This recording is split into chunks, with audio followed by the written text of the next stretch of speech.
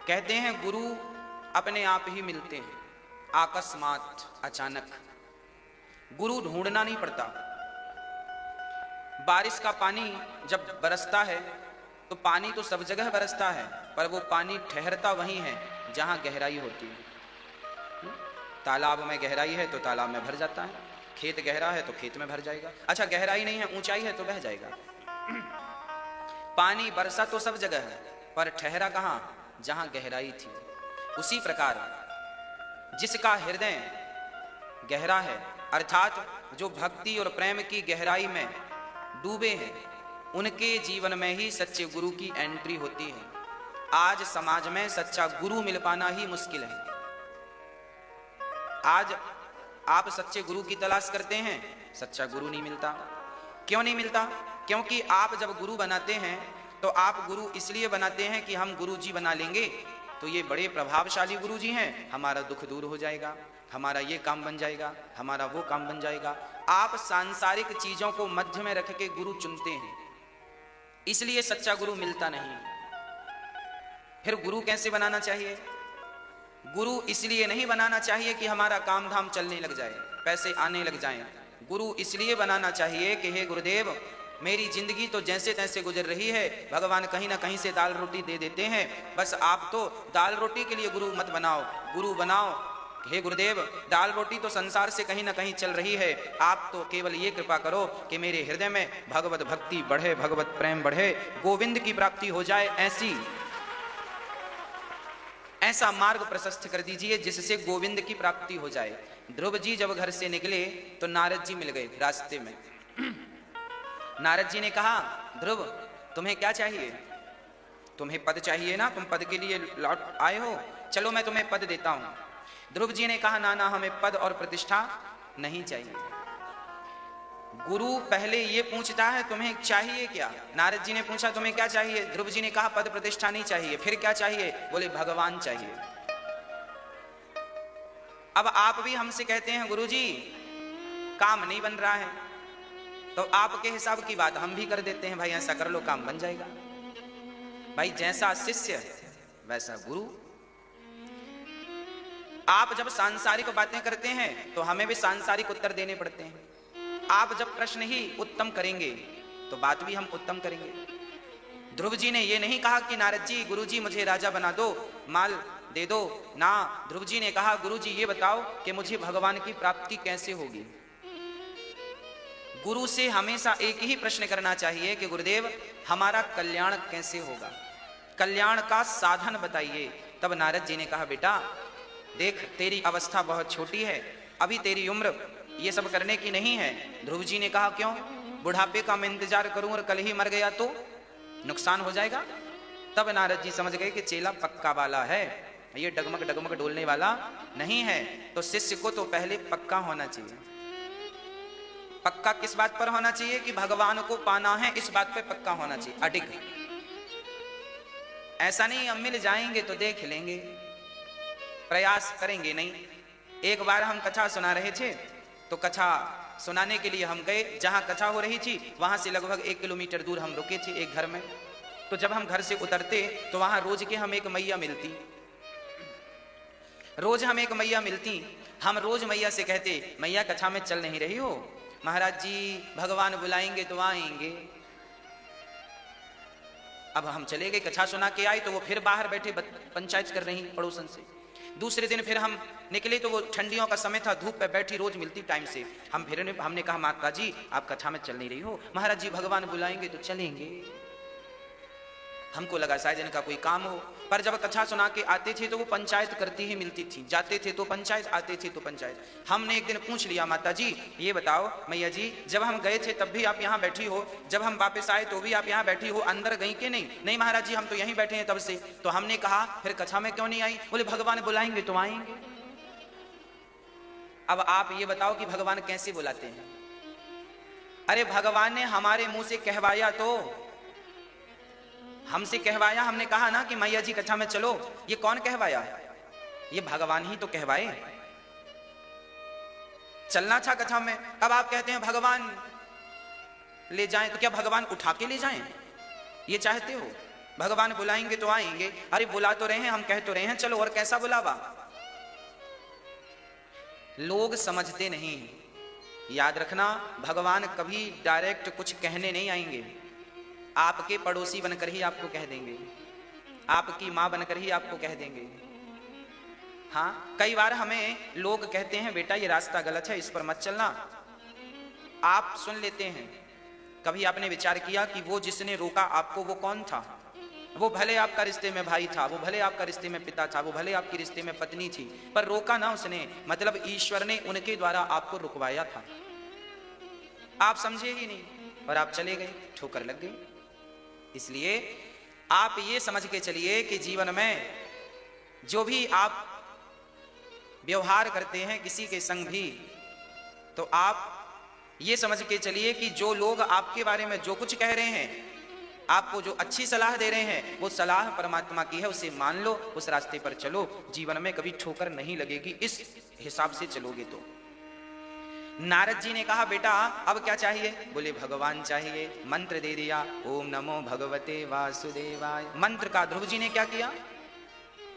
देखिए, गुरु के बिना ज्ञान संभव नहीं है। गुरु मंत्र तो दे सकता है, पर उस मंत्र को जप करके भगवान की प्राप्ति आपको ही करनी पड़ती है।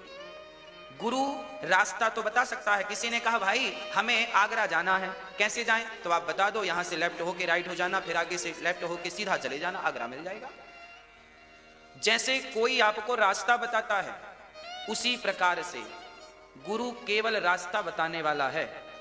बता देगा कि भैया सत्य के मार्ग पर चलना, झूठ कपट ना करना, तुम्हें भगवान मिलेंगे। अब आपने किसी से पूछा भैया आगरा जाना है, तो सामने वाला बता तो सकता है, हाथ पकड़ के आगरा ले जा तो नहीं सकता। बताओ, आगरा का रास्ता तो बता सकता है, पर हाथ पकड़ के आगरा छोड़ने थोड़ी जाएगा। गुरु भी भगवान का रास्ता बता सकता है, भगवान तक तो आपको ही जाना पड़ेगा, गुरु नहीं ले जाएगा। इसलिए ध्रुव जी को मंत्र तो नारद जी ने दिया, पर उस मंत्र का जब जाप किया, नियम से जाप किया, गुरु वचनों पर विश्वास करके जाप किया, तो भगवत प्राप्ति हो गई, उसमें संदेह नहीं है। गुरु बिन माला फेरते, गुरु बिन देते दान, गुरु बिन दोनों निष्फल हैं, चाहे पूछो वेद पुराण। फिर क्या बताया है कि झूठे गुरु के आश्रय कदे न उधरे जीव, सच्चे पुरुष कबीर हैं आदि परम गुरु पीव। और झूठे गुरु से भी नाम लेकर जीव उद्धार नहीं हो सकता।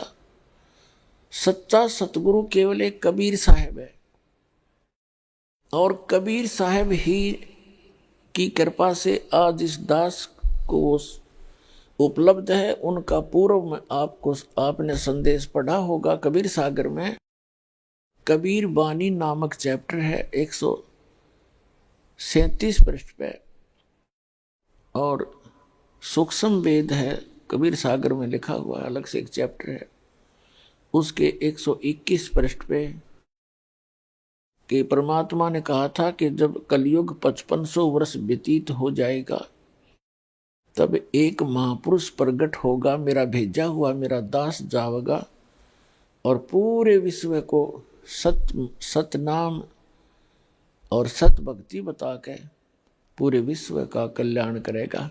पूरी पृथ्वी के प्राणी उपदेशी होंगे। ये परमात्मा का आदेश है 600 वर्ष पहले का।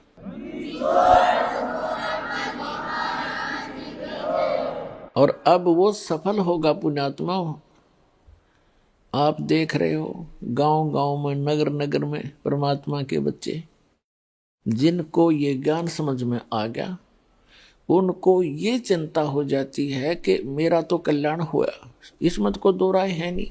यहाँ से भक्ति प्राप्त होने के बाद उस प्राणी का मोक्ष कंपलसरी है, गारंटीड है, लेकिन कंडीशन है कि मर्यादा में रहे। और भक्ति कोई विशेष भी नहीं इसमें करनी, यानी विशेष वो नहीं है कि कोई हठ योग नहीं। इसको चलते फिरते, बैठ के, लेट के, कोई रोगी है, बीमार है, नहीं बैठ सकता, लेट के भजन कर ले, सिमरण से मोक्ष होगा। कबीर साहब कहता हूँ कई जात हूँ, और सुनता है सब कोई, और सुमरण से भला होगा ना तो भला नहीं हो, यानी सुमरण तय मोक्ष होगा।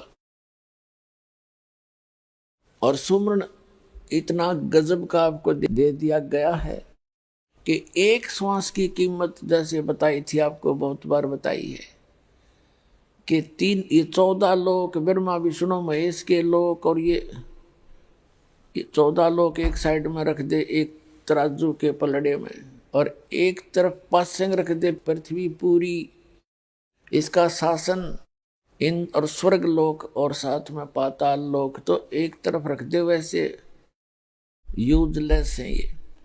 और एक श्वास के सिमरण का सतनाम के सिमरण की इतनी कीमत है। तो सिमरण आप ढंग से करते रहना, मर्यादा में रहना, भजन जरूर करना लेकिन कसक के साथ करना, यहाँ से दिल उठाए रहना कि ये लोक ठीक नहीं है।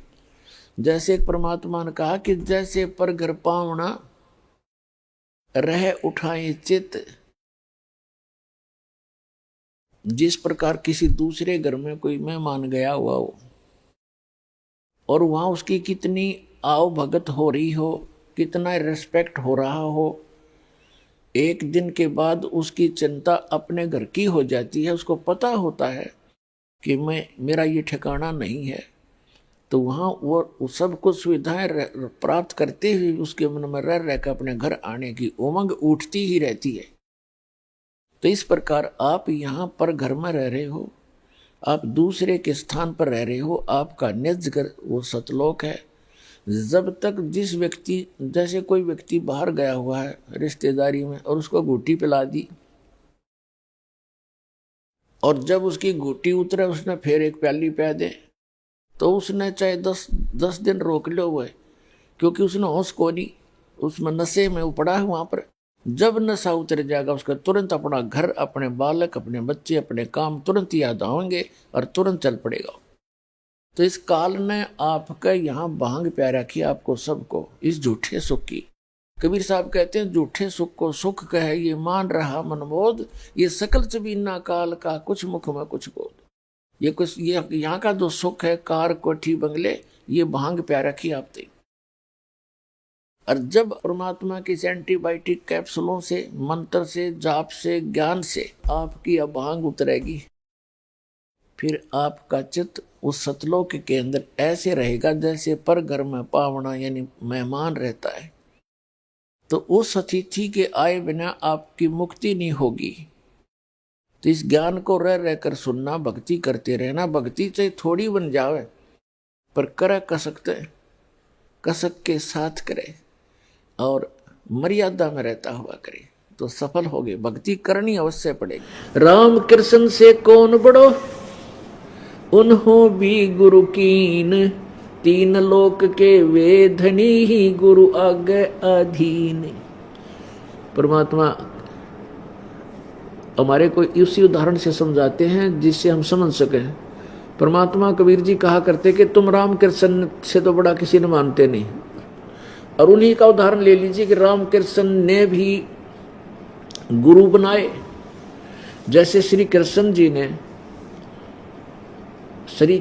जी के एक तो संदीपनी जी गुरु थे। संदीपनी जी तो अक्षर ज्ञान, जैसे शिक्षक होते हैं टीचर, अक्षर ज्ञान कराने वाले गुरु थे। और दुर्वासा जी उनके आध्यात्मिक गुरु थे। और श्री रामचंद्र जी के वशिष्ठ मुनि जी गुरु थे, उनके कुल गुरु थे। तो परमात्मा कहते हैं तुम्हारे राम कृष्ण से कौन बड़ा, और उन्होंने भी गुरु कीन, और 3 लोग के वह धनी गुरु आगे अधीन। अब गुरु तो गुरु ही होता है, और गुरु जी के सामने बच्चा एक शिष्य ही होता है। शिष्य ठीक ढंग से अपनी मर्यादा में रहेगा वही सफल होता है, अन्यथा वो मोक्ष प्राप्त नहीं कर सकता।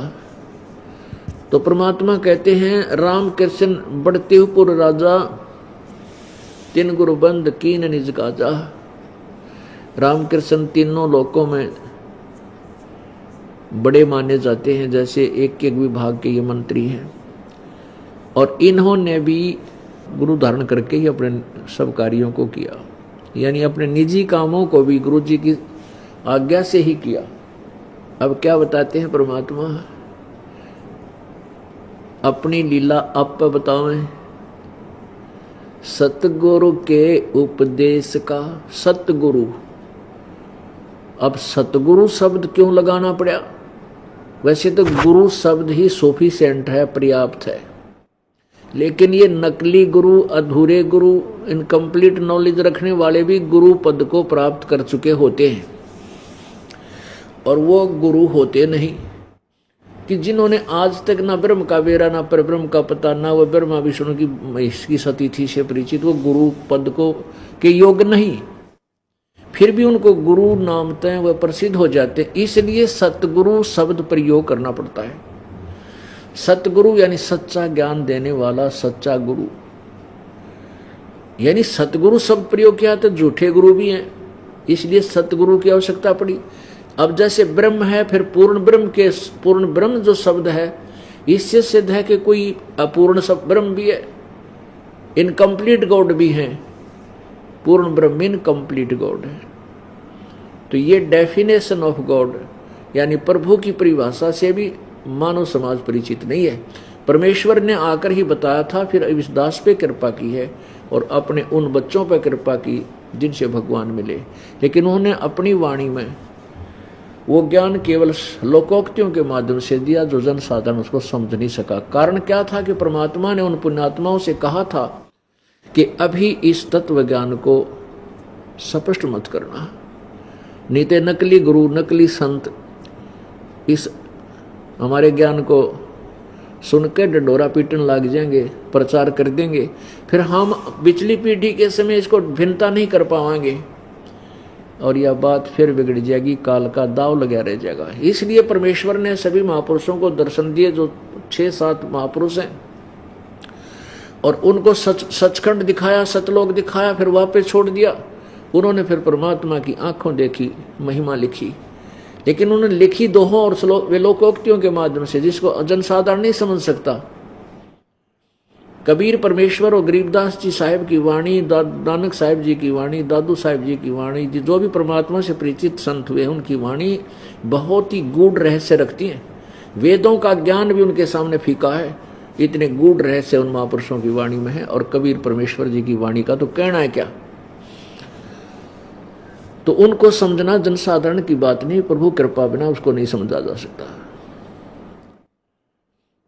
अब जैसे परमात्मा, कबीर जी ने कबीर वाणी बोली, अपनी वाणी, तो कबीर पंथी नहीं समझ सके उनको, अभी तक उआबाई बोलते हैं, वो नाम भी गलत देते हैं।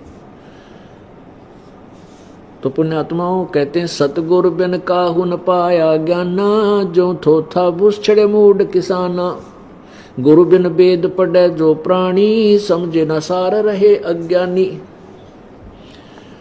अब गुरु के बिना कोई वेद पढ़ा करते, वो वेदों को समझ नहीं सके, अज्ञानी रहे। अब कौन कौन अज्ञानी रहे? ब्रह्मा अज्ञानी रहा, विष्णु अज्ञानी रहा, शिव अज्ञानी रहा। अब पुण्यात्माओं, ये शब्द जो आज दास बोल रहा है, ये परमेश्वर कबीर जी की कृपा से और इस बिचली पीढ़ी पर रहम है कि आप शिक्षित हो और सदग्रंथ अनुवादित है हिंदी में, और ये दास आपको वो अंधे वाली लालटेन दिखा देता है ताकि मेरा सिर ना फोड़े कोई। अब जैसे आज से 100 वर्ष पहले ये शब्द दास बोल देता तो मेरे चीथड़े पाड़ लेते, सिर फोड़ देते। ये हिंदू धर्म के वो नकली गुरु मेरे पीछे लगा देते जनता ने, वो झूठा है, कपटी है, ब्रह्मा विष्णु महेश को अज्ञानी बोल रहा है। अज्ञानी का मतलब है अध्यात्म ज्ञानहीन। वैसे तो वो 3 लोक के मालिक हैं, बालक थोड़े ही हैं, लेकिन अध्यात्म ज्ञान से हीन है, इसलिए अज्ञानी बोला। अब ये प्रमाण ईब आपके सामने करूंगा, 2 मिनट लग गएगी, आप बिल्कुल शांत हो जाओगे। एक सचमुच या तो ये तो बिल्कुल सत्य है, क्योंकि ब्रह्मा जी, विष्णु जी और शिव जी का ज्ञान हमने पुराणों से ही मिला है, इसके अतिरिक्त और कितना ज्ञान नहीं, इनके बारे में जानकारी भी नहीं है। और उन ज्ञानों जिन पुराणों से इन्होंने ज्ञान हमें कहा कि इस पुराण में ऐसा लिखा, इसमें ऐसा लिखा, उन अज्ञानी ऋषियों ने, महर्षियों ने, गुरुओं ने, ब्राह्मणों ने लोक वेद सुनाया, दंत कथा सुनाई, यथार्थ ज्ञान पुराणों का वो हमें नहीं दे सके, क्योंकि उनको खुद ज्ञान नहीं था, ये कहानी के है। अब आपको दिखाते हैं कि विष्णु जी को भी ज्ञान नहीं और ब्रह्मा शिव जी को ज्ञान होगा कहाँ, क्योंकि ब्रह्मा से ज्ञान शुरू हुआ, ब्रह्मा को भी ज्ञान नहीं, तो ब्रह्मा से विष्णु और शिव ने ज्ञान प्राप्त किया। अगर आप ये वीडियो YouTube पर देख रहे हैं तो हमारे चैनल को सब्सक्राइब करें और बेल आइकन को दबाना ना भूलें। अगर आप Facebook पर ये वीडियो देख रहे हैं तो हमारे पेज को लाइक करें।